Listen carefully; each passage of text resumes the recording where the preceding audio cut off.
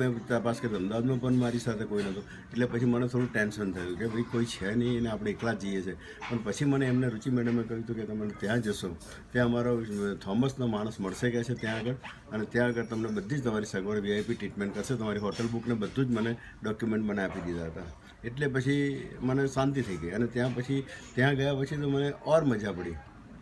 અને પહેલાં પેલું કે બરોડાની ખાતે તમને કહીએ કે ડોક્યુમેન્ટમાં મને ગાયકવાડે પણ સારામાં સારી મને સમજણ આપી છે, અને એમને બધા જ ડોક્યુમેન્ટ મને એટલા સુપર ડોક્યુમેન્ટ તૈયાર કરી દીધા હતા કે મારે કોઈ તકલીફ પણ પડી નથી.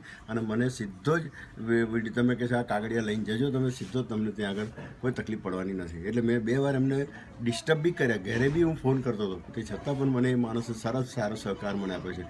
ઓફિસ ટાઈમ બાદ બી એમને હું ફોન કરતો હતો, મને એમનો મોબાઈલ નંબર આપ્યો હતો, રુચિ મેડમે પણ એમનો મોબાઈલ નંબર આપ્યો હતો, અને એમને બધી જ વાતો હું કરતો હતો. મને કોઈ તકલીફ પડી નથી. પહેલી તો ઇમ્પ્રેશન મારી સારામાં સારી ત્યાં પડી. પછી મને થયું કે આનાથી આગળ તો વધારે ઇમ્પ્રેશન પડશે.